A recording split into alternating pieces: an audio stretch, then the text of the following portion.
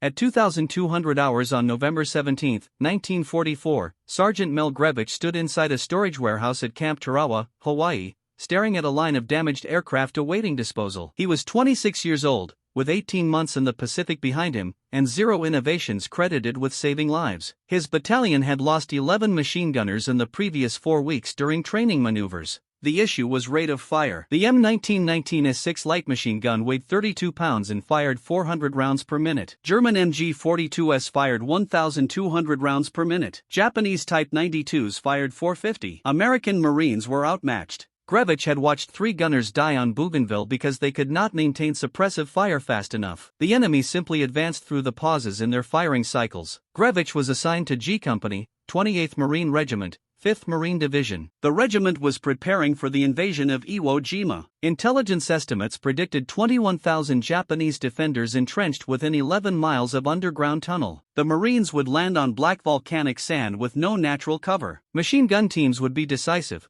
but the M1919S6 was too slow, too heavy, too exposed. 3 weeks earlier, Grevich had approached his company commander. He explained that the M1919S6 required 3 men to operate effectively: 1 gunner, 1 assistant gunner to feed ammunition, and 1 ammo bearer to carry spare belts. If the gunner was hit, the entire fire team failed. The weapon was also difficult to maneuver during an assault. Marines had to halt, deploy the bipod, and then begin firing. By then, Japanese defenders had already marked their position. The company commander listened and then asked Grevich if he had a solution. Grevich did. He had seen one work on Bougainville 13 months earlier. In November 1943, he had served with the 3rd Parachute Battalion. Marines had recovered M2 aircraft machine guns from wrecked dive bombers. These guns were designed to be mounted on SBD Dauntless aircraft. They fired .30 caliber rounds at 1,200 rounds per minute, 3 times the rate of the M1919A6. The barrels were lighter, and the weapons were engineered to be cooled by 300 mph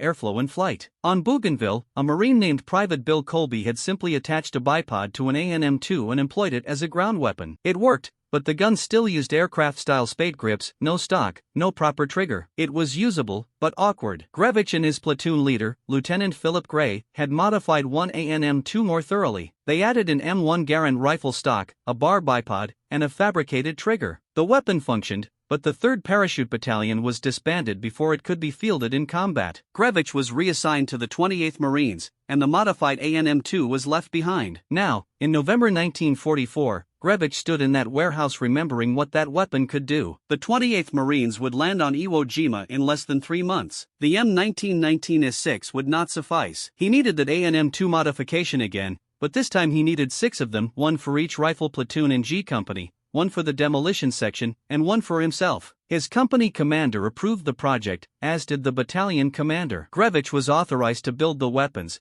but there was a complication. He needed parts, AN-M2 receivers, M1 Garand stocks, bar bipods, trigger components, metal working tools, and he needed them without formal requisition paperwork. The modification was not standard issue. It was not approved by Marine Corps Ordnance. If Grevich followed official channels, the project would stall for months, perhaps years. He found Private First Class John Little, a machinist who understood tolerances and fabrication. Grevich explained what he required. Little agreed to assist. If you want to see how Grevich and Little managed to secretly build 6 unauthorized machine guns, please hit that like button. It helps us share more forgotten stories from World War II. Subscribe if you haven't already. Back to Grevich. The 2 Marines began combing the base. They needed 6 AN-M2 receivers, which were controlled items. Aircraft armament was supposed to be accounted for and turned in when damaged. But thousands of aircraft had been lost in the Pacific, crashed, shot down, wrecked. Some had been salvaged. Parts sat in warehouses awaiting scrap or shipment back to the mainland. Grevich and Little started asking questions. They visited maintenance depots, salvage yards, and aircraft repair shops. They found 3 AN-M2s in a scrap bin, 2 more inside a damaged aircraft fuselage, and the 6th from a source Little later described as God knows where. By late November, they had 6 receivers, but they still needed stocks, bipods, sights, and triggers, with less than 10 weeks before the division shipped out for Iwo Jima. Every night after regular duty, the 2 Marines worked in a makeshift shop, and every night they wondered whether they would finish in time or be caught with unauthorized weapons before they ever proved they worked. The first modification began on November 21. Grevich and Little worked after dark in a corner of the battalion maintenance shed. The AN-M2 aircraft machine gun weighed 23 pounds with its spade grips attached. The receiver was meant to be bolted into an aircraft mount. There was no provision for a shoulder stock and no conventional trigger. The weapon fired via 2 butterfly triggers on the spade grips. That system was ideal in an aircraft turret but nearly useless for a Marine advancing across open ground. Little began by removing the spade grips, which were secured to the rear of the receiver with 4 bolts. Once removed, the weapon had no means of control. The next step was fabricating a trigger assembly. The M2 fired using an electrical solenoid activated by an aircraft trigger. Little needed to create a mechanical trigger that actuated the same firing mechanism. He fashioned one from sheet metal,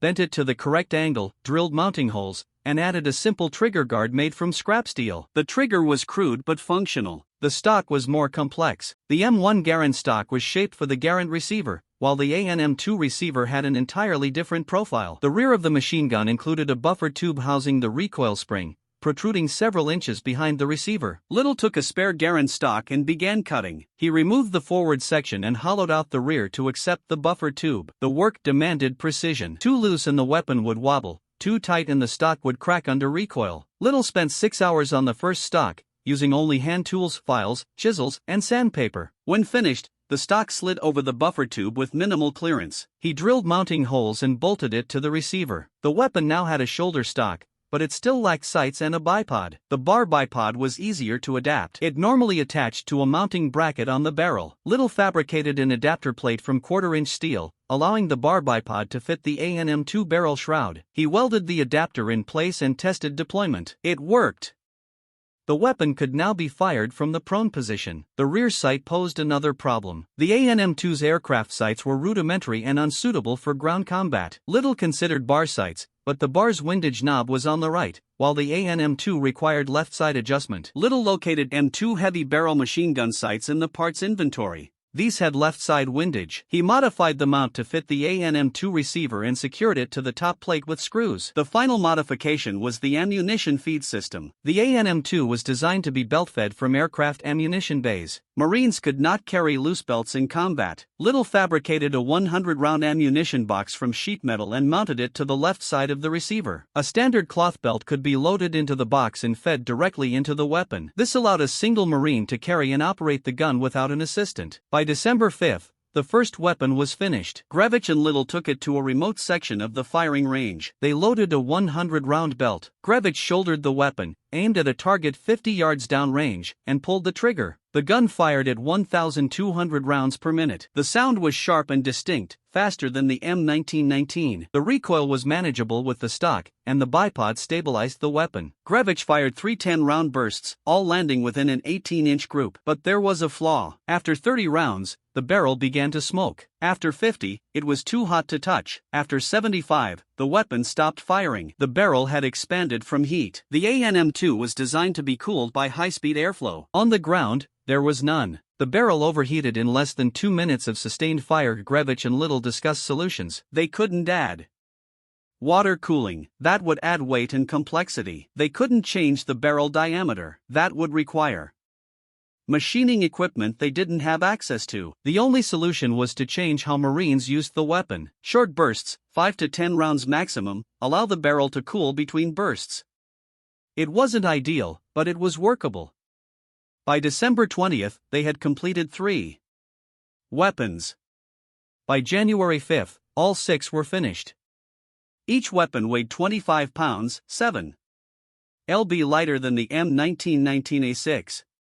Each fired 3 times faster. Painted olive drab. Garand named his weapon Betty Ann. The others received similar names. The names were stenkled on the receivers in white paint. On January 7, 1945, the 5th Marine Division boarded transport ships in Hawaii. The 6 modified weapons were packed in equipment crates. No official paperwork documented their existence. No Marine Corps armorer had inspected them. No ordnance officer had approved them. Garand carried the maintenance manual for the standard M2 in his pack. He hoped it would be enough if anyone asked questions. The convoy sailed west toward the Japanese home islands, and Garand wondered if his unauthorized machine guns would work in actual combat or if they'd fail when Marines needed them most. The convoy stopped at Eniwakato on February 5. The Marines conducted equipment checks. Garand inspected all 6 weapons. He test-fired each one at a makeshift range on the island. All 6 functioned. The overheating issue remained, but the weapons fired reliably in short bursts, 5 to 10 rounds, pause. 5 to 10 rounds. This firing pattern would work for suppressing pillboxes in enemy positions. On February 13, the convoy conducted a practice landing on Tinian. This was the final rehearsal before Iwo. Grevich brought all 6 weapons ashore during the exercise. He wanted to see how they performed during an actual amphibious assault. The weapons survived the landing, but the ammunition boxes took a beating. Saltwater spray corroded the metal. Sand jammed the feed mechanisms. Grevich and Little spent 2 days cleaning and waterproofing the boxes. They wrapped the weapons in canvas tarps for the actual assault. On February 16, the convoy arrived off the coast of Iwo. The island was 8 square miles of volcanic rock. Mount Suribachi dominated the southern tip. Intelligence briefings estimated 21,000 Japanese defenders. Most were underground. The island had been bombed for 74 consecutive days. Navy battleships and cruisers had fired thousands of shells at the beaches, but reconnaissance photos showed the defenses were still intact. The plan called for the 28th Marines to land at Green Beach. This beach was on the far left of the landing zone, directly below Mount Suribachi. The regiment's mission was to drive across the narrowest part of the island, cut off the mountain from the rest of the Japanese defenses, then assault and capture Suribachi itself. The terrain was brutal, black volcanic sand that absorbed mortar and artillery impacts, steep terraces that channeled attackers into kill zones, pillboxes, and bunkers covering every approach. Grevich assembled his fire team on February 18. He explained how the modified weapons worked. Short bursts only, never sustained fire. The barrel would overheat. The weapon would jam. Marines needed to fire, pause, fire.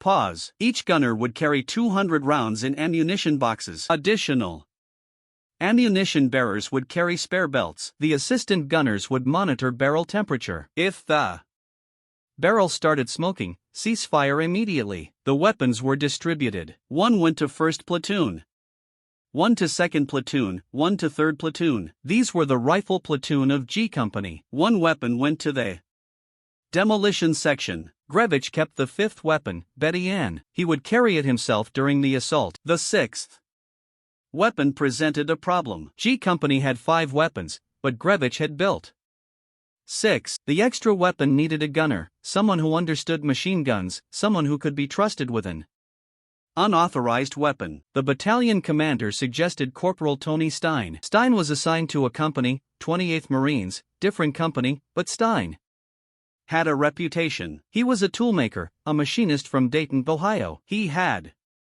worked at Patterson Field and Dello Products before enlisting. He understood mechanical systems. He had experience modifying equipment. Stein met with Grevich on February 18. Grevich showed him the weapon, explained the modifications, demonstrated the firing technique. Stein examined the trigger assembly, the stock fitment, the ammunition feed system. He asked technical questions. How much clearance in the buffer tube? What grade of steel for the trigger guard? Whether the bipod mount could handle repeated deployment. Stress? Grevich answered each question. Stein understood the weapon immediately. There was speculation later about why Stein received the 6th weapon. Some believe Stein had helped with the construction, that he had assisted Grevich and Little during the fabrication process. Little never confirmed this. He only said that Stein was a machinist by trade, that Stein understood how the weapon worked, that he could be trusted to use it effectively. The exact arrangement was never documented. On February 19 at 0400 hours, Marines began loading into landing craft. The naval bombardment had resumed at 0640. Battleships fired 16-inch shells at the beaches. Cruisers fired 8-inch shells at the terraces above the landing zone. Destroyers moved within 1,000 yards of shore and fired 5-inch shells at pillboxes. The noise was overwhelming, continuous. The entire island disappeared behind smoke and dust. Grevich stood in the landing craft with 42 Marines from G Company, Betty, and was wrapped in canvas. The ammunition box held 100 rounds. He carried 2 additional belts in a pack. Total weight 47 pounds. The M19 19A6 with Tripod and ammunition weighed 56 pounds and required 2 men to carry. Gravich's weapon was lighter, faster, and completely unauthorized. 30. The landing craft formed assault waves. The bombardment lifted. Naval gunfire shifted to targets inland. The first wave headed toward Green Beach. Gravich's craft was in the second wave, scheduled to land at 0915. He could see Mount Suribachi ahead, 550 feet high, black sand beach at the base. Smoke rising from the bombardment. No visible enemy fire. The beach looked empty. Intelligence had predicted moderate resistance for the first few hours, then heavy counterattacks once the Marines moved inland. At 0900, the first wave hit the beach. Grevich watched from 800 yards offshore. The landing craft dropped their ramps. Marines poured out, ran up the beach. Still no enemy fire. The beach remained quiet. Grevich wondered if the bombardment had worked, if the Japanese defenses had been destroyed, if the landing would be easier than expected. 15 minutes later, he would learn exactly how wrong that assumption was, and whether his unauthorized machine gun could do what no regulation weapon could accomplish. At 0912, Gravich's landing craft crossed the line of departure. The beach was 300 YD ahead. The first wave had disappeared into the terraces above the waterline. Still no enemy fire. The silence was unnatural. 42 Marines in the craft. Nobody spoke. The only sounds were the engine and waves hitting the hull. At 0914, the craft was 100 yards from shore. Gravich could see the beach clearly now. Black volcanic sand, steep terraces, rising 15 feet above the waterline, damaged landing craft from the first wave, but no Marines visible. They had all moved inland. The beach looked abandoned. At 9:15, the ramp dropped. Grevich was the third Marine out. His boots hit waist-deep water. The sand beneath was unstable. Volcanic ash mixed with larger rocks. Every step required effort. The weight of Betty and an ammunition made movement harder. He pushed forward 20 yards to the beach, 15 yards, 10 yard. The first mortar round landed at 0916, 40 yard to Gravich's left. The explosion threw black sand 20 feet into the air. The second round landed 5 seconds later, 30 yards to his right. Then the beach erupted. Mortars, artillery, machine gun fire from hidden positions in the terraces. The Japanese had waited, let the first two waves land, allowed the Marines to bunch up on the beach, then opened fire from prepared positions. Grevich reached the beach at 0917. He dropped behind a small rise in the sand, unwrapped Betty and deployed the bipod, scanned for targets. The enemy fire was coming from pillboxes built into the terraces. Concrete reinforced positions with interlocking fields of fire. The pillboxes were invisible until they opened fire. Then they disappeared behind smoke and dust. A Marine 20 feet to Gravich's right had an M1919A6. The gunner was trying to set up the weapon. The assistant gunner was feeding the ammunition belt. Both were exposed. A burst of Japanese machine gun fire hit the assistant gunner. He went down. The primary gunner grabbed the weapon and tried to reposition. A second burst hit him in the chest. The M1919A6 fell into the sand. The fire team was eliminated in 8 seconds. Grevich identified the Japanese position. Uphill.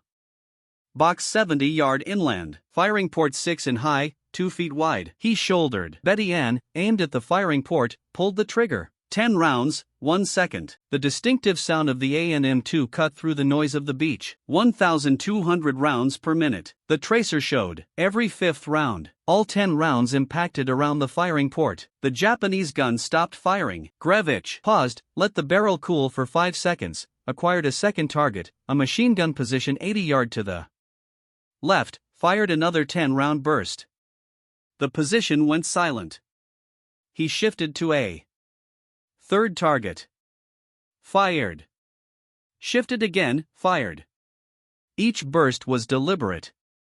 Controlled, short enough to prevent overheating, long enough to suppress the target. The difference was immediately apparent. The M1919A6 fired 400 rounds per minute. A 10-round burst took 1.5 seconds. Betty Ann fired the same 10 rounds in 8 seconds, half the exposure time, half the time for enemy gunners to acquire Gravich's position. The higher rate of fire also created better Suppression. Japanese defenders couldn't return fire effectively when 1,200 rounds per minute were impacting around their position. Other Marines with the modified weapons began engaging targets. Grevich could hear the distinctive sound of the A&M-2S across the beach. Higher pitch than the M1919. Faster cycling.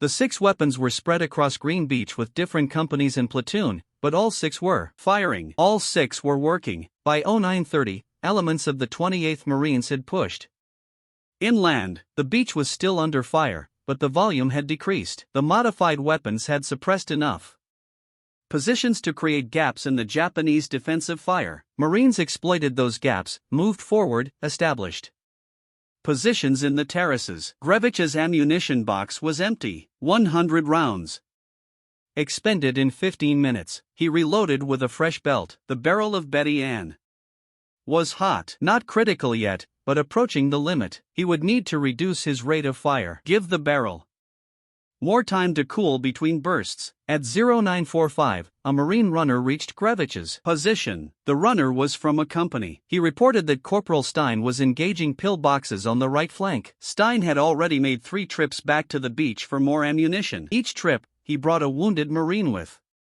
him. Stein was running without his helmet, without his boots, trying to move faster under fire. Grevich acknowledged the report. He wondered how long the weapons would last. The barrels were thin, designed for aircraft use.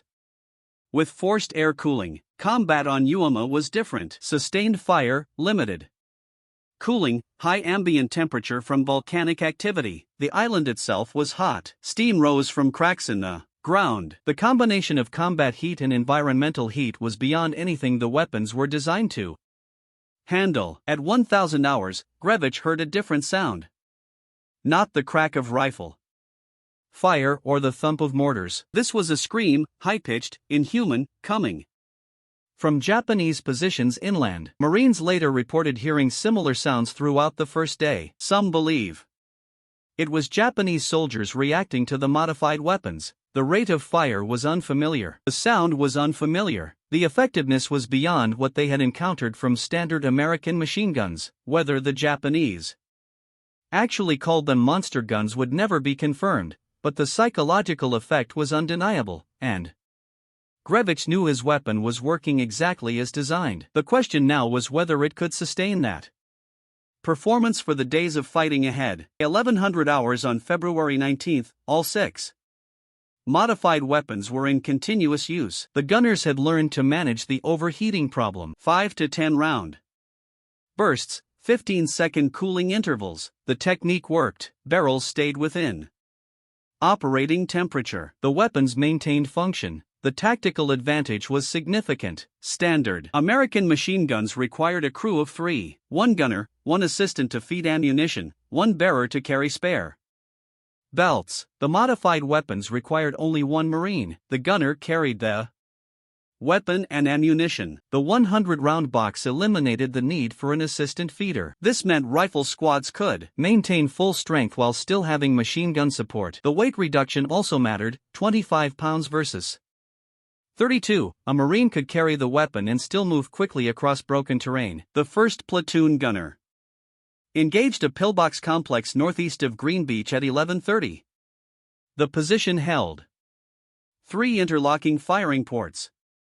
Japanese defenders had clear fields of fire covering the approach to the terraces. The gunner advanced to within 60 yards, fired a 15-round burst at the center port, shifted left, fired at the second port, shifted right, fired at the third port. Total engagement time 12 seconds. All 3 ports went silent. The platoon advanced through the gap. The 2nd platoon gunner worked with a demolition team at 1,200 hours. The team was tasked with destroying a concrete bunker built into the base of a terrace. The bunker had a steel door, reinforced walls. The demolition team needed to place charges directly against the door, but Japanese fire from adjacent positions prevented approach. The gunners suppressed 4 positions in sequence. Short bursts, rapid target transition. The demolition team reached the bunker, placed charges, withdrew. The bunker was destroyed at 12:15. The 3rd platoon gunner encountered the overheating limit at 12:30. He had been firing almost continuously for 90 minutes. The barrel temperature exceeded safe limits. The weapon jammed. The gunner cleared the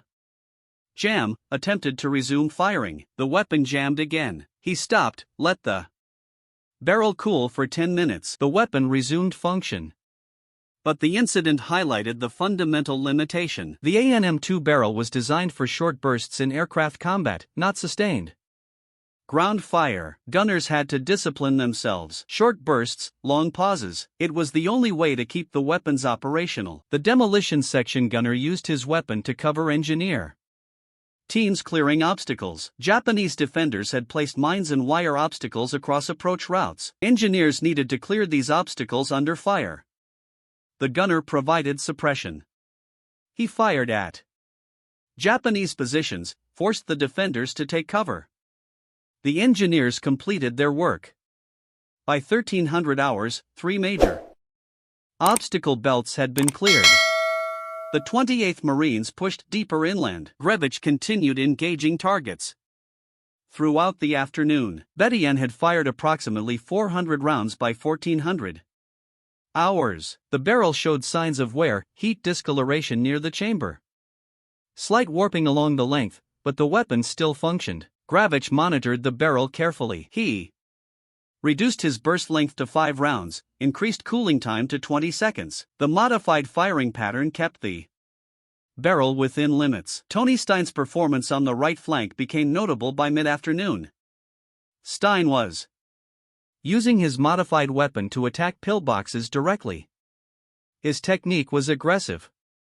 He would identify a pillbox, advance to close range, fire sustained bursts at the firing port, then rush the position with grenades while Japanese defenders were suppressed. The method worked, but it consumed ammunition rapidly. Stein made 8 trips back to the beach for resupply by 1500 hours. Each trip covered approximately 200 yards under fire. Each trip, he brought back wounded Marines who couldn't walk on their own. The psychological effect of the weapons became apparent during the afternoon fighting. Japanese defenders responded differently to the modified weapons than to standard machine guns. The rate of fire was triple what they expected. The sound was distinct, higher pitched, more intense. Several Marines reported hearing Japanese soldiers shouting during firefights. The exact words were unclear, but the tone suggested surprise or alarm. Whether this translated to actual fear was impossible to confirm. What was confirmed was effectiveness. The 6 weapons had suppressed dozens of positions, enabled multiple advances, supported breakthroughs that standard weapons could not achieve. By 1600 hours, the 28th Marines had achieved their D-Day objective. They had crossed the 800-yard neck of the island. Mount Suribachi was isolated from the main Japanese defenses. The regiment had suffered heavy casualties, but they held their positions, prepared to assault the mountain the following morning. Grevich inspected Betty, and at 16:30, the barrel was damaged. Heat stress had caused microfractures along the chamber. The weapon was still functional, but it wouldn't last much longer. He estimated maybe 2 more days of combat before barrel failure. The other 5 weapons showed similar wear. Little examined each weapon that evening. His assessment was consistent. The barrels were failing faster than expected. The weapons had maybe 48 hours of service life remaining. After that, they would need replacement barrels, but there were no replacement barrels. The AN-M2 aircraft gun wasn't designed for field maintenance. If the barrels failed, the weapons were finished and the 28th Marines would be back to standard machine guns, slower, heavier, less effective. Grevich wondered if 6 weapons in 2 days would be enough or if they'd burn out before the real fighting even began. February 20th began at 0600 with a cold rain. The 28th Marines prepared to assault Mount Suribachi from 3 directions. The mountain was 550 feet of volcanic rock honeycombed with caves and tunnels. Japanese defenders had artillery positions, machine gun nests, mortar pits, all connected by underground passages. The Marines would have to fight uphill across open ground with minimal cover. Grevich's fire team moved out at 0730. Their mission was to suppress positions on the eastern slope while rifle squads advanced. Betian had cooled overnight. The barrel still showed heat damage, but the weapon cycled normally during a pre-assault function check. Grevich loaded a fresh 100-round belt. He calculated he had enough ammunition for 10 to 12 engagements before requiring resupply. The advance began slowly. Japanese positions opened fire from concealed locations, mortars, machine guns, rifles. The terrain channeled the Marines into narrow corridors. Every corridor was covered by overlapping fire. The modified weapons became critical for breaking these defensive positions. Grevich would identify a Japanese machine gun, fire a 10-round burst. The Japanese gun would stop firing. Rifle squads would advance 20 yards, then another position would open fire. Grevich would suppress it. The process repeated continuously. By 0900, 3 of the 6 modified weapons had suffered malfunctions. The first platoon weapon experienced a barrel split. The thin aircraft barrel couldn't handle the sustained heat and pressure. The weapon was inoperable. The gunner switched to a standard M1 The rate of fire dropped immediately. The demolition section weapon had a feed mechanism failure. Sand and volcanic dust had accumulated in the ammunition box. The belt jammed during feeding. The gunner spent 15 minutes clearing the jam. The weapon resumed function but required constant cleaning. The third platoon weapon overheated critically at 0930. The gunner had been engaging targets continuously for 40 minutes. He didn't allow sufficient cooling time between bursts. The barrel temperature exceeded critical limits. Metal fatigue caused the barrel to warp. Rounds began keyholing. Accuracy degraded beyond useful range. The gunner attempted to continue firing. The weapon jammed permanently. He abandoned it and picked up a rifle from a wounded Marine. 3 weapons remained functional. Grevich's Betty N, the second platoon weapon, and Tony Stein's weapon on the western approach. These 3 weapons carried the burden of machine gun support for the entire regiment during the morning assault. The loss of the other 3 weapons forced tactical adjustments. Rifle squads had to provide their own suppressive fire using M1 Garands and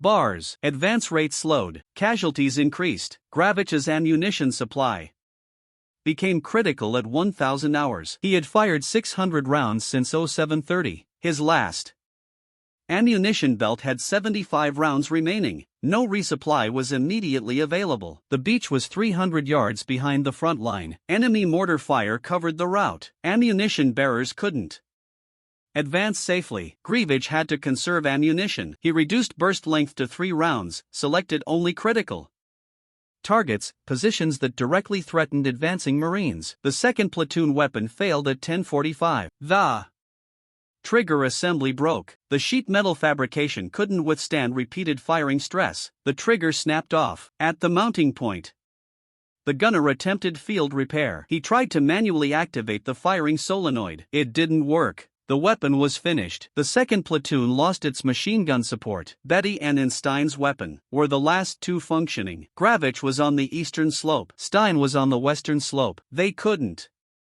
coordinate, couldn't support each other. Each was isolated with his respective unit. Each had limited ammunition. Each had a damaged weapon that could fail at any moment. Grevich's last belt ran out at 11:20.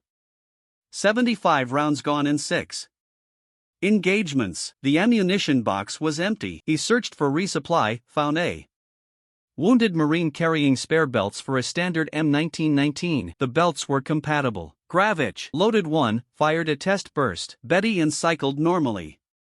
He had 200 rounds remaining. After that, the weapon became useless metal. The assault on Surbachi continued through the afternoon. Progress was measured in yards. Every cave entrance had to be cleared. Every pillbox destroyed. Every tunnel sealed. The Marines used flamethrowers, demolitions, direct fire from tanks. The modified weapons, when they were still functional, had provided critical fire support during the initial advance. But by mid-afternoon on February 20th, only 2 weapons remained operational, and both were running on borrowed time. By 1700 hours, the 28th Marines had advanced 200 yards up the mountain. They held positions halfway to the summit. Casualties were severe. The regiment had lost 430 Marines killed or wounded in 2 days. The advance would continue the next morning, but Grevich knew Betty and wouldn't last another day. The barrel was visibly warped. The receiver showed stress cracks. The trigger assembly was loose. He estimated the weapon had maybe 50 rounds of life remaining. After that, he would be carrying 25 pounds of inoperable equipment, and the 28th Marines would have one fewer weapon to break through Japanese defenses. The Marines would take Suribachi, but they would do it with standard weapons. The modified guns had done their job. Now they were dying one barrel at a time, one engagement at a time, until nothing remained but the idea that two Marines with hand tools had built something the Marine Corps Armory never could. Betty Ann fired its last rounds on February 21 at 0815.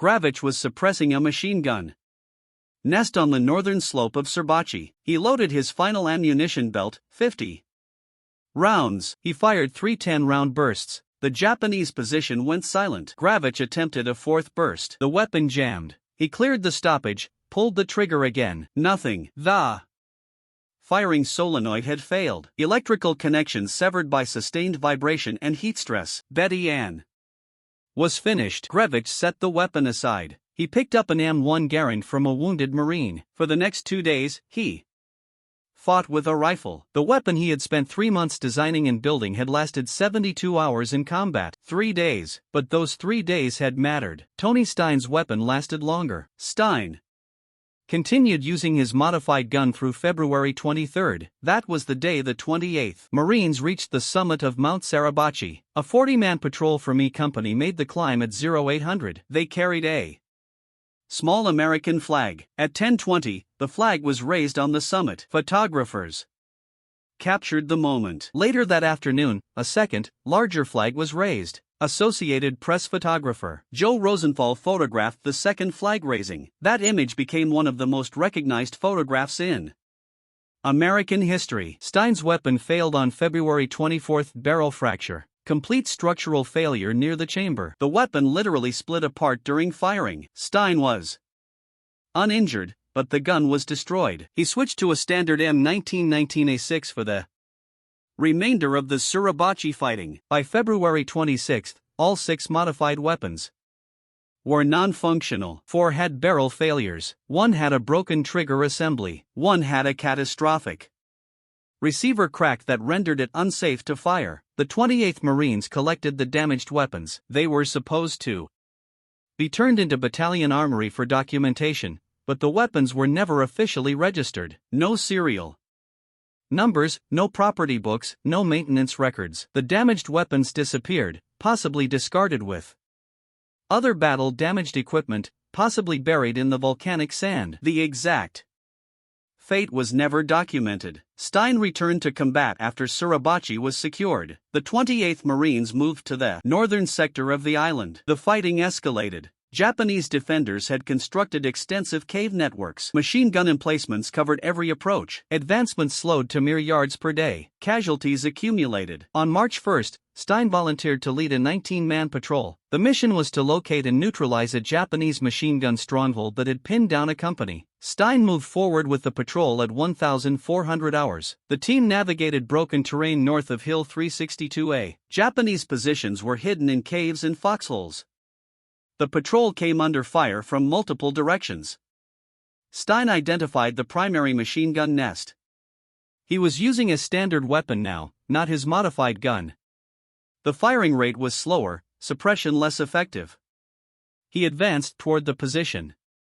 A Japanese sniper in concealment fired a single round. It struck Stein in the head. He was killed instantly. Only 23 years old, 14 days after landing on Iwo Jima.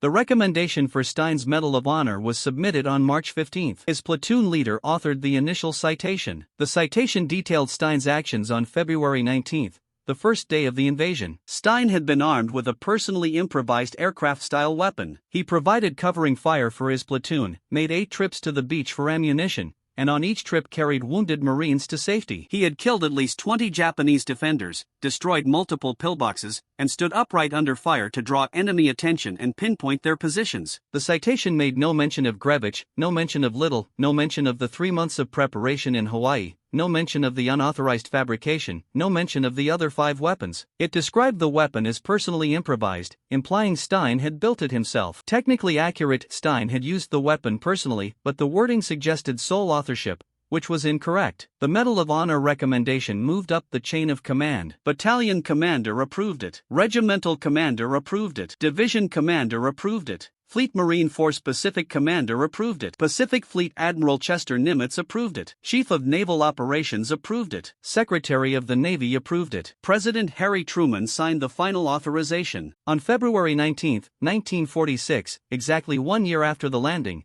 Stein's widow received the Medal of Honor at a ceremony in Columbus, Ohio. Governor Frank Losh presented the award. Admiral Richard Pennoyer placed the medal around her neck. Newspapers across the United States published the citation. The story focused on Stein, his courage, his sacrifice, his improvised weapon. The narrative was compelling. A toolmaker from Dayton who modified an aircraft gun to save his platoon. The story was true, but incomplete. 2 other Marines had designed the weapon, built 6 of them, and distributed them to gunners throughout the regiment. Those 2 Marines were never mentioned in the citation, never in news coverage, never in the historical record that followed. Mel Grevich and John Little had created the weapon that earned Tony Stein a Medal of Honor, but history remembered only Stein. The reason Grevich and Little disappeared from history was simple. They survived. Stein died. The Medal of Honor is almost always awarded posthumously. Of the 464 Medals of Honor given during World War II, 324 went to men who died earning them. Citations narrate the recipients' final moments,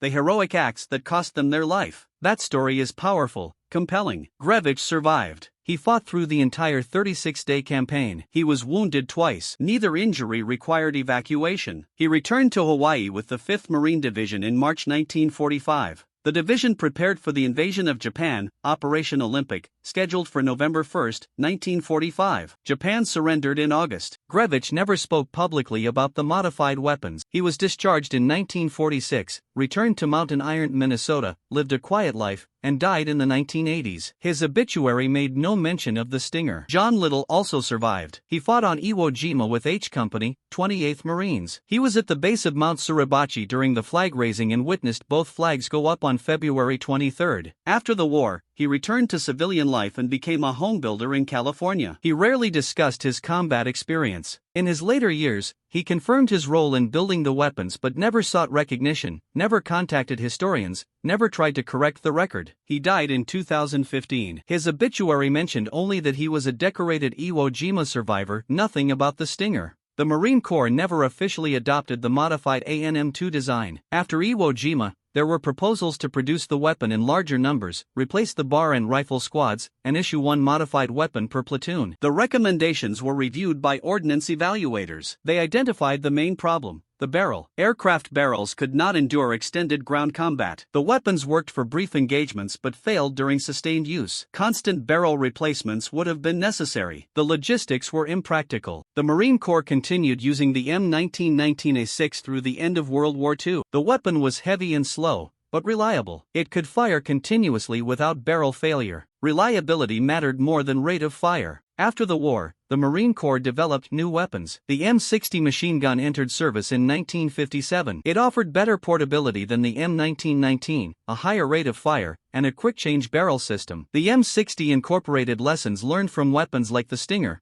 but the Stinger itself was forgotten. Military historians discovered the Stinger story decades later. They found references in unit records. After-action reports mentioned modified weapons used by the 28th Marines, but the reports did not name Grevich or Little. They credited Stein because his Medal of Honor citation was the most detailed documentation. The phrase "personally improvised" led historians to assume individual fabrication. It took years of research, interviews with surviving Marines, analysis of technical details, and examination of who had the skills and access to build such weapons to uncover Grevich and Little's role. Today, only 1 Stinger replica exists. It was built by the Canadian Historical Arms Museum for a television documentary. The replica required 3 months to construct. Modern machinists with full shops and reference materials needed 90 days to reproduce what Grevich and Little built by hand in 10 weeks. The replica demonstrated the weapon's capabilities: 1,200 rounds per minute, manageable recoil, accurate fire, but also the overheating issue. After 75 rounds, the barrel exceeded safe temperature limits. The replica confirmed historical accounts. The original 6 weapons were never recovered. They disappeared on Iwo Jima, destroyed in combat, discarded as battle damage, or buried in volcanic sand. No serial numbers were recorded. No maintenance logs preserved. The weapons existed for 3 months, fought for 3 days, and then vanished. Only the story remained. If this story moved you as it moved us, do us a favor, hit that like button. Every like tells YouTube to show this story to more people. Subscribe and turn on notifications. We are rescuing forgotten stories from dusty archives every day, stories about sergeants and machinists who saved lives with improvised weapons and months of night work. Real people, real heroism. Drop a comment and tell us where you are watching from. Are you in the United States, United Kingdom, Canada,